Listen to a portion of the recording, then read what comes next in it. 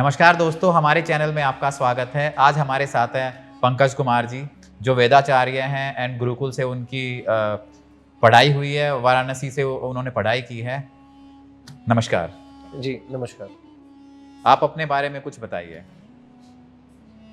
मैं तो बस छोटा सा ज्योतिषाचार्य और तंत्र की थोड़ी बहुत जो समझ है, जो गुरुजनों के मार्गदर्शन से और पिछले अपने जो मेरी जर्नी रही, प्रारंभिक शिक्षा अध्ययन वाराणसी से रहा, तो वाराणसी के माध्यम से जो भी मुझे जानकारी है छोटी-छोटी, वो मैं चाहूँगा कि आप सभी लोगों तक पहुँचाऊँ।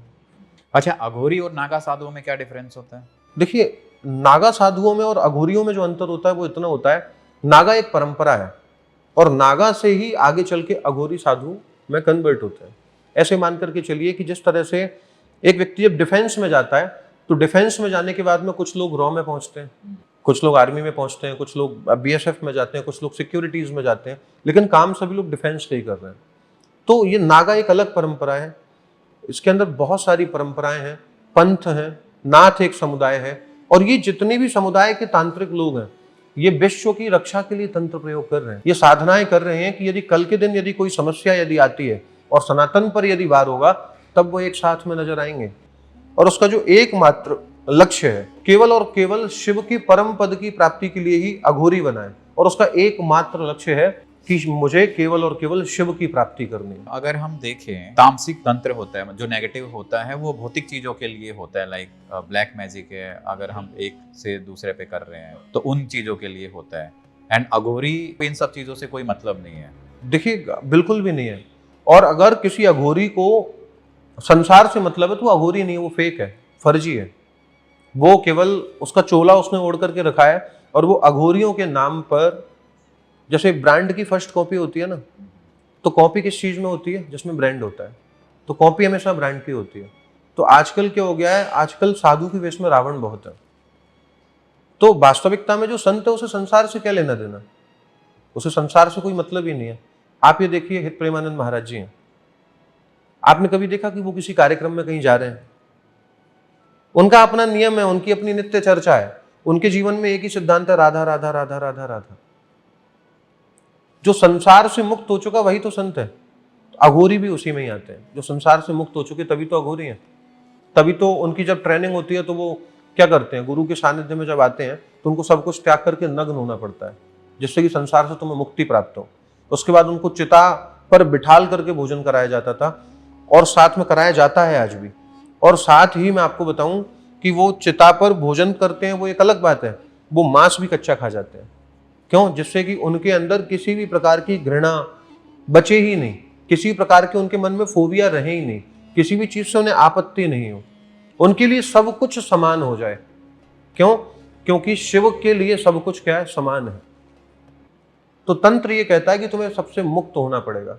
आदिगुरु शंकराचार्य जी ने कहा कि न मे मृत्यु शंका न मे जाति वेदा, पिता नैव मे नैव माता न जन्म, कि ना मुझे मृत्यु का कोई भय, न मे मृत्यु शंका, न मैं किसी जाति को मानता हूं, न मे मृत्यु शंका न मे जाति वेदा, पिता नैव मे नैव माता न जन्म, न मेरा कोई माँ है, न मेरी कोई पिता है।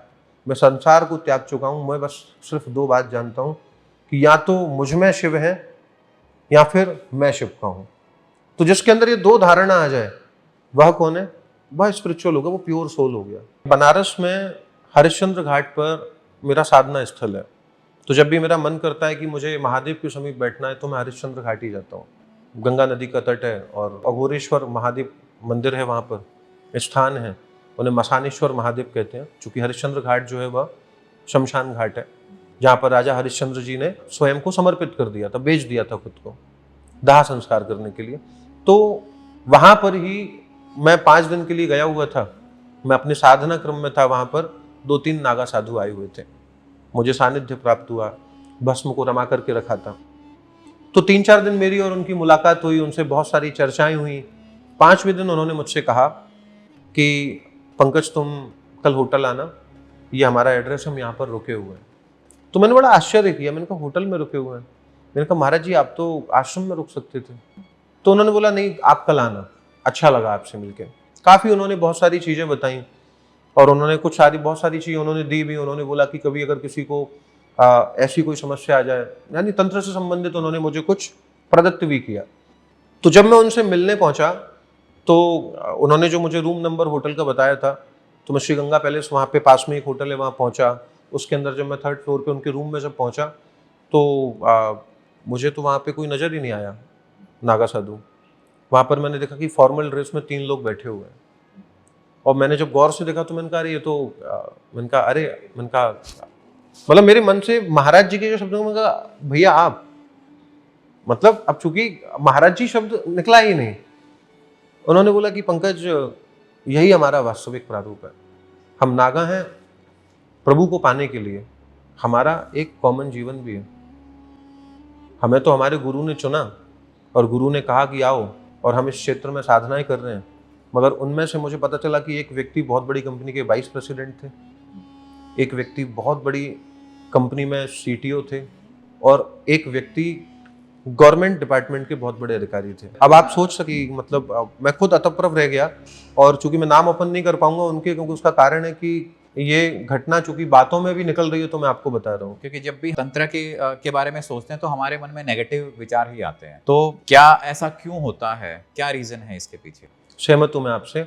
अब देखिए, तंत्र बड़ा गुह्याति गुह्य गोप्त्रात्वम ग्रहण अस्मत् कृतम जपम, यानी कि बहुत गुह्य विषय, गोपनीय विषय। तो सबसे पहले तो मैं आपको ये बता देता हूं कि भगवान शंकर जी ने जब माँ पार्वती को अमर कथा सुनाई, वहां से तंत्र के उद्गम की शुरुआत होती है। सबसे बड़ा तांत्रिक कौन होता है? अघोरी।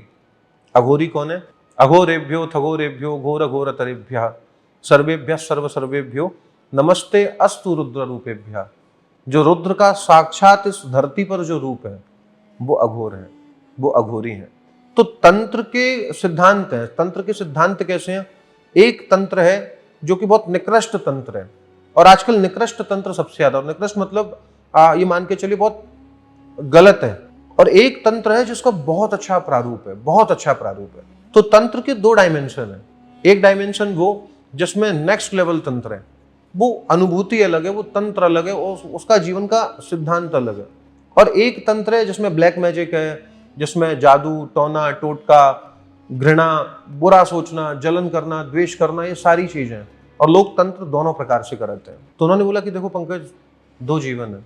हमें हमारे गुरु ने चुना, हमारी गुरु दीक्षा हुई, हमने हमारे गुरु जी से कहा कि हम विवाहित हैं, सामाजिक हैं, विषयानंद में रहते हैं। तो उन्होंने बोला शिव की प्राप्ति करने के लिए ढोंग करने की और पाखंड करने की आवश्यकता क्या है? साधना स्वयं के लिए करो, दुनिया को दिखाने के लिए साधु नहीं होना है, साधु अंदर से होने की आवश्यकता होती है। तो देखिए, मैं एक बात आपको स्पष्ट करना चाहता हूँ कि बहुत सारे लोग हैं जो तांत्रिक बनना चाहते हैं, तंत्र में लीन होना चाहते हैं। एक नागा साधु ने जो बात कही, अघोरी जी ने जो बात कही, तो मैं ऐसे ही उनके पास में बैठा हुआ था। मेरी आज भी आदत है, जब भी मैं बनारस जाता हूँ तो मैं 80 घाट से मणिकर्णिका घाट नित्य पैदल जाता हूँ। और मेरे मन में एक ही भाव होता है कि मुझे कोई भी व्यक्ति दिख जाए और मेरा मन करे तो मैं जाकर के बोलता हूँ कि महाराज कुछ बता दीजिए। कोई भी व्यक्ति हो, मेरा बस एक ही भाव होता है कि मुझे कुछ ज्ञान मिल जाए। क्योंकि ज्ञान लेने के लिए तो आपका केवल विनम्र होना आवश्यक है। भाई, ज्ञान मांगने में क्या बुराई है? क्योंकि ऐसा कहते हैं कि बनारस के अंदर तो जितने भी लोग हैं सबके अंदर ज्ञान का भंडार है। बस आपका हृदय में ज्ञान लेने की कामना हो तो आपको बनारस ज्ञान देता है। मैं पहुंचा, मैंने बोला कि महाराज जी कुछ ज्ञान दीजिए। वो ऐसे ही बैठे हुए थे, उन्होंने अपनी चिलम जलाई और उन्होंने अपनी पूरी चिलम पी।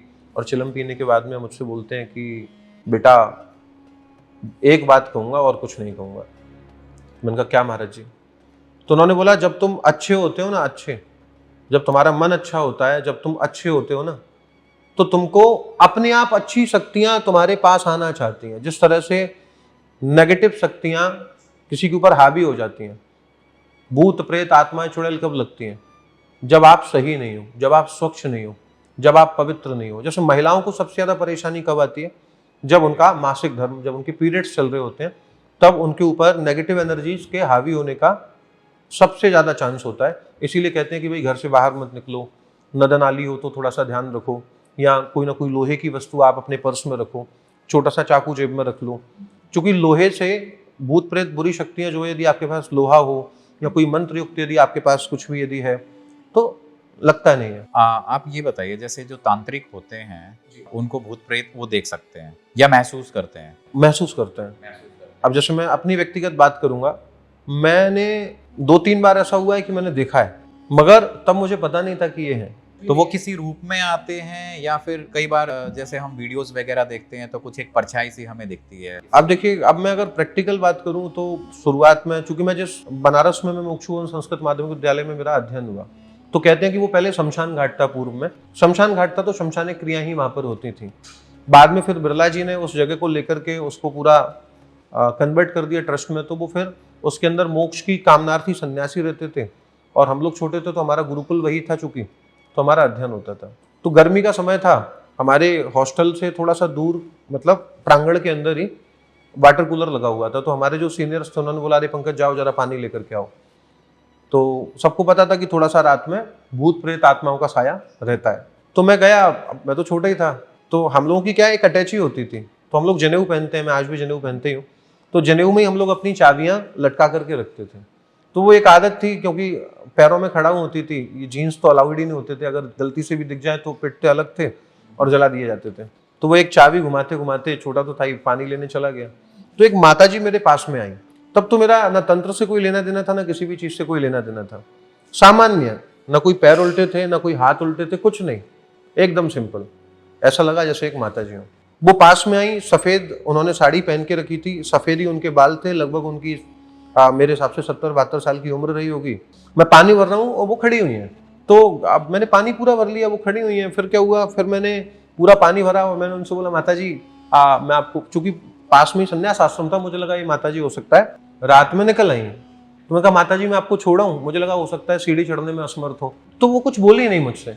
मैंने 2-3 बार उनसे बोला, सामान्य चेहरा, कुछ भी ऐसा नहीं था कि उसको देख के मैं कह सकूं ये कोई भूत है या आत्मा है, बिल्कुल सिंपल। और उसके बाद में फिर क्या हुआ कि मैं उनसे बातचीत कर रहा हूँ, और जो मेरे सीनियर्स हैं वो मुझे छत से देख रहे हैं कि बात किससे कर रहा है। अब उसके बाद में क्या हुआ कि मैं आगे बढ़ने लगा, तो वो थोड़ा सा मेरे पीछे पीछे आने लगी। मैं फिर पीछे मुड़ा, फिर मैंने उनसे बोला, माता जी मैं आपको छोड़ करके आ जाऊँ? वो फिर कुछ नहीं बोली।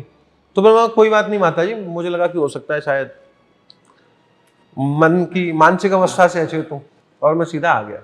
आया, मैंने ऊपर पानी दिया, सीनियर्स ने मुझसे बोला कि तू किससे बतिया रहा था?